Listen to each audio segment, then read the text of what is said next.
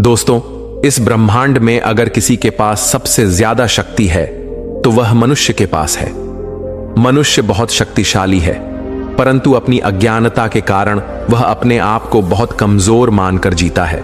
जितना शक्तिशाली शरीर मनुष्य के पास है, उतना शक्तिशाली कोई और शरीर नहीं है। वह बहुत बारीकी से एहसास और अनुभव कर सकता है, और वह जो करना चाहता है वह करने की पूरी क्षमता उसके पास है। फिर भी आपने यह जरूर सुना होगा, यह मुझसे नहीं हो पाएगा, यह बहुत कठिन है, मैं इसे कर लेता। अगर हालात वैसे ना होते, मेरी स्थिति उन दूसरे लोगों से खराब है, नहीं तो मैं कर ही लेता। मैं बहुत मेहनत करता हूं, पर कुछ होता ही नहीं। कभी सोचा है कि ऐसा क्यों होता है कि एक कार्य को कोई दूसरा कर सकता है और उस कार्य को आप नहीं कर पाते? इस दुनिया में आप अगर सबसे ज्यादा किसी को धोखा देते हैं तो वह आप खुद को ही देते हैं। आप अपने आप को धोखा देते रहते हैं। अपनी क्षमताओं से मुंह मोड़कर आप कुछ भी कर सकते हैं, पर आप कभी ईमानदारी से कोशिशों नहीं करते। आप हमेशा एक दुविधा लेकर काम करते हैं। यही दुविधा, यही संकोच और आपके यह बहाने आपको आपकी शक्ति से परिचित नहीं होने देते। आप जो भी काम करते हैं मजबूरी में करते हैं। मजबूरियां आपसे काम करवा लेती हैं, इसलिए कभी भी आप अपने काम से खुश नहीं हो पाते। मजबूरी में जिस शक्ति का आप इस्तेमाल करते हैं वह आपकी शक्ति का 1% भी नहीं होती। अब जरा सोचो कि आप उस काम में कैसे सफल हो सकते हैं जो आप मजबूरी में कर रहे हैं। जिस काम के लिए आपके मन में दुविधा है, संकोच है, या जिस काम के लिए आप बहाने बना रहे हैं, क्या आप जानते हैं कि आप ऐसे क्यों हैं? इसका क्या कारण है? क्यों आप किसी चमत्कार का इंतजार करते रहते हैं? क्या आपके बिना बदले चमत्कार आपकी जिंदगी को बदल सकता है? एक गांव में एक ऐसा ही व्यक्ति रहता था। वह अपना और अपने परिवार का पेट भरने के लिए मजबूरी में काम किया करता था और हमेशा सपने देखता रहता था कि किसी दिन उसे बहुत सारा धन मिल जाएगा। वह जिसकी भक्ति करता है उसके आशीर्वाद से उसके जीवन में चमत्कार घटेंगे। वह सुबह शाम दिन रात अपने इष्ट की भक्ति में खोया रहता। वह कहता, जो होगा वही होगा, जो करेंगे वही करेंगे, मैं कौन हूं करने वाला, सब वही करते हैं। वास्तव में वह एक बहुत ही संकोची व्यक्ति था। वह कुछ भी करने के लिए हमेशा दुविधा में रहता था और कार्य ना होने पर उसके पास उसके लिए बहाने भी मौजूद रहते थे, जिससे वह अपने आप को समझा सके कि तूने कोशिश तो बहुत की थी पर यह हो ही नहीं सकता था। उसकी पत्नी, उसके घर वाले उसे ताने मारते रहते कि तुम कुछ और क्यों नहीं करते हो? कब तक वहां जाकर मजदूरी करते रहोगे? इससे घर का खर्चा नहीं चल रहा, कुछ और करो। वह कहता, जैसा मालिक रखे, जो वह चाहेगा वही तो होगा, मेरे करने से क्या होता है। एक दिन उसका बच्चा बहुत बीमार पड़ा। उसके इलाज के लिए धन की आवश्यकता थी, पर उसके पास धन था ही नहीं। जब उसकी पत्नी ने उससे कहा कि जाकर धन की व्यवस्था करो, तब उसने कहा, अरे पगली, तू क्यों चिंता करती है? इसे कुछ नहीं होगा। मेरे इष्ट, मेरे ईश्वर इसे बचा ही लेंगे। वह इसे कुछ नहीं होने देंगे। यह सुनकर उसकी पत्नी बाहर की ओर भागी। वह कई जगह गई जहां उसे उम्मीद थी कि कुछ धन उसे मिल जाएगा, पर उसे कहीं से धन नहीं मिला। वह व्यक्ति अपने ईश्वर का भजन गा रहा था, उनसे प्रार्थना कर रहा था कि उसके बच्चे को स्वस्थ कर दे। वह बच्चा लगातार रो रहा था। अचानक उस बच्चे के रोने की आवाज थम गई। उसने प्रभु का धन्यवाद दिया और कहा, आपने मेरे बच्चे को स्वस्थ कर दिया। मैं जानता था कि आप मेरा हाथ कभी नहीं छोड़ेंगे। तभी उसकी पत्नी घर के अंदर आई और उसने भागकर अपने बच्चे को गले लगा लिया। पर अगले ही पल उसे एहसास हो गया था कि अब उसका बच्चा आज इस दुनिया में नहीं है। वह चिल्ला पड़ी और छाती पीट पीट कर रोने लगी। उस व्यक्ति के मन पर बहुत गहरी चोट लगी।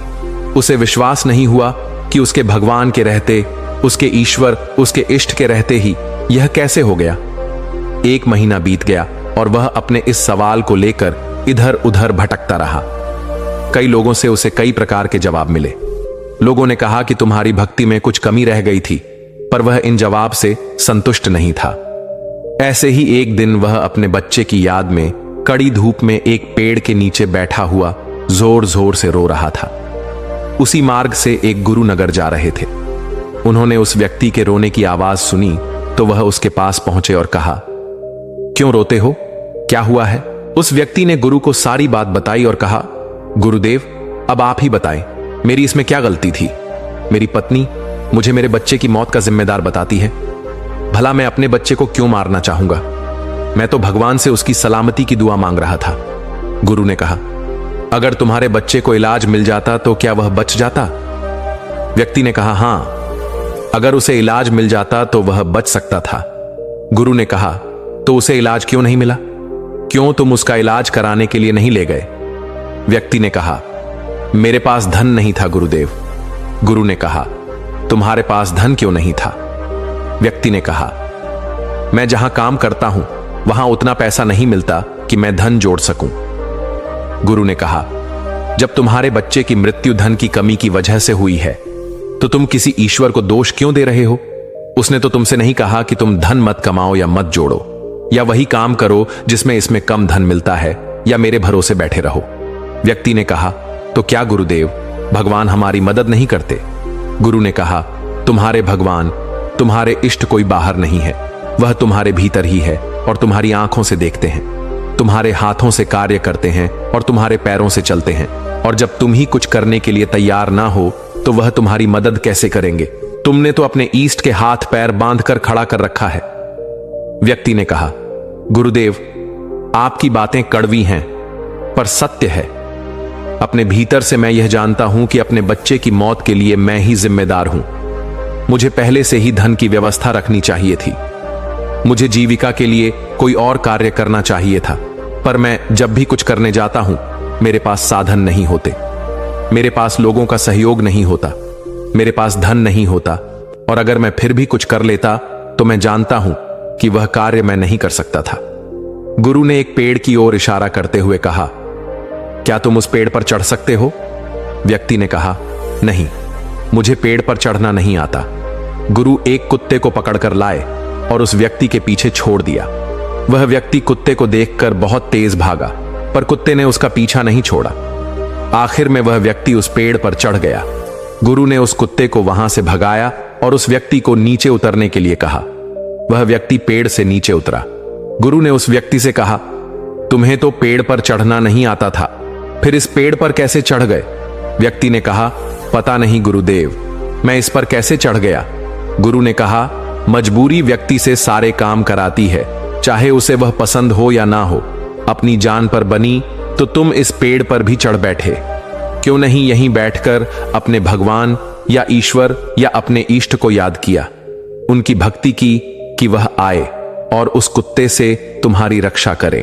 अपनी जान पर बनाई तो तुम पेड़ पर चढ़ गए, जो आता नहीं था वह भी कर गए, परंतु जब बच्चे की जान पर बनी थी तो तुम कहीं नहीं गए। ईश्वर को याद कर रहे थे कि वह आए और तुम्हारे बच्चे को बचा ले। गुरु के द्वारा इतनी कड़वी बात बोले जाने पर वह व्यक्ति फूट फूट कर रोने लगा और उसने कहा, गुरुदेव आप सत्य कहते हैं, मैं ही इसका जिम्मेदार हूं, अब मैं क्या करूं गुरुदेव? गुरु ने कहा, जो हो चुका उसे मिटाया नहीं जा सकता, पर जो होगा उसे बनाया जा सकता है। अपने वाहनों से ऊपर उठो, अपने संकोच को मन से मिटाओ और कुछ भी करने की दुविधा जो मन में रहती है उसे समाप्त करो। फिर देखना जो तुम करना चाहते हो वह स्पष्ट रूप से कर सकोगे। हमारा मन कमजोर है तो वह संकोच करेगा, दुविधा में रहेगा, कार्य ना करने के लिए बहाने बनाएगा। हमारा मन मजबूत होगा तो वह निर्भय होकर कार्य करेगा। उसके भीतर कभी दुविधा नहीं होगी, इसलिए वह हर कार्य को करने के लिए तैयार रहेगा। उसे वाहनों की जरूरत नहीं पड़ेगी। व्यक्ति ने कहा, गुरुदेव मेरा मन बहुत कमजोर है, वह कुछ भी करते हुए घबरा जाता है, इसे मजबूत कैसे बनाएं? गुरु उस व्यक्ति को एक नदी किनारे ले गए और कहा, क्या तुम्हें तैरना आता है?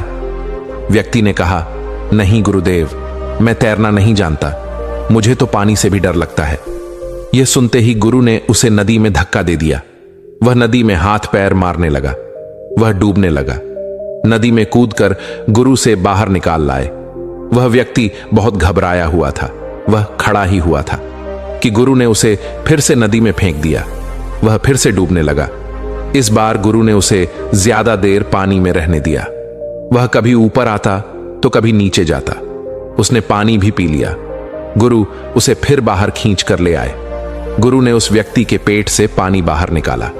वह व्यक्ति होश में आया और गुरु को देखते ही वहां से भागने लगा। गुरु ने उसे भागकर पकड़ा और नदी में फिर से फेंक दिया। वह फिर से नदी में हाथ पैर मारने लगा, बचाओ बचाओ चिल्लाने लगा। गुरु नदी में उतरे और उस व्यक्ति को पकड़कर सीधा खड़ा कर दिया। उस नदी में ज्यादा पानी नहीं था, केवल कंधे तक ही पानी था। गुरु ने कहा, क्या इस कंधे तक पानी में तुम डूब कर मर जाओगे? क्या इसमें तुम खड़े भी नहीं रह सकते? पर तुम्हारे मन में डर कुछ ऐसा है कि तुम नदी में गिर गए हो, और नदी में गिरने का मतलब डूब कर मर जाना होता है। इसलिए तुम सही स्थिति का पता भी नहीं कर पा रहे हो कि इस नदी में डूबने लायक पानी ही नहीं है। गुरु व्यक्ति को नदी से बाहर ले आए और एक बार फिर से नदी में धक्का दे दिया। इस बार वह व्यक्ति नहीं चिल्लाता और ना ही डूबने से बचने के लिए हाथ पैर मारे। थोड़ा थोड़ा हाथ पैर मारकर वह नदी में एक सीधा खड़ा हो गया। गुरु ने कहा, क्या अब तुम समझे? इस दुनिया में कुछ भी करना इतनी बड़ी समस्या नहीं है। समस्या यह है कि तुम कुछ करना ही नहीं चाहते। जब भी तुम्हें डर लगे या कोई समस्या खड़ी हो तो उसमें उतर जाओ, जब तक कि वह समस्या समाप्त न हो जाए और तुम्हारा डर ना निकल जाए। ऐसे ही मन मजबूत होता है। आज तुम्हारा पानी का डर समाप्त हुआ, लेकिन तुम तैरना तो अभी भी नहीं जानते, और तब तक नहीं जान पाओगे जब तक तुम गहरी पानी में नहीं उतरोगी। एक बात याद रखना, ऐसा कुछ नहीं है जो तुम न कर सको। बस तुम्हारे साथ खड़े होना ही काफी है। अपने आप को धोखा मत देना, इतना ही काफी है। उस व्यक्ति को गुरु की बात समझ आ गई। उसे अपनी गलती का एहसास हुआ और वह अपने आप को सुधारने में लग गया, और उसने खुद का हाथ थाम लिया। वह जिस चीज से भी घबराता उसे जरूर करता, और उसका मन इतना मजबूत हो गया कि अब उसे वाहनों की जरूरत नहीं पड़ती। ना ही वह संकोची रहा और ना ही वह कोई दुविधा लेकर बैठा रहता। क्या आप अपने जीवन में अपना साथ ईमानदारी से दे रहे हैं, या आप भी किसी और के ही भरोसे बैठे हैं? दोस्तों, आशा है कि आपको वीडियो पसंद आया होगा, और नीचे कमेंट में जरूर बताएं। और भी ऐसी वीडियो देखने के लिए अभी चैनल को सब्सक्राइब करें।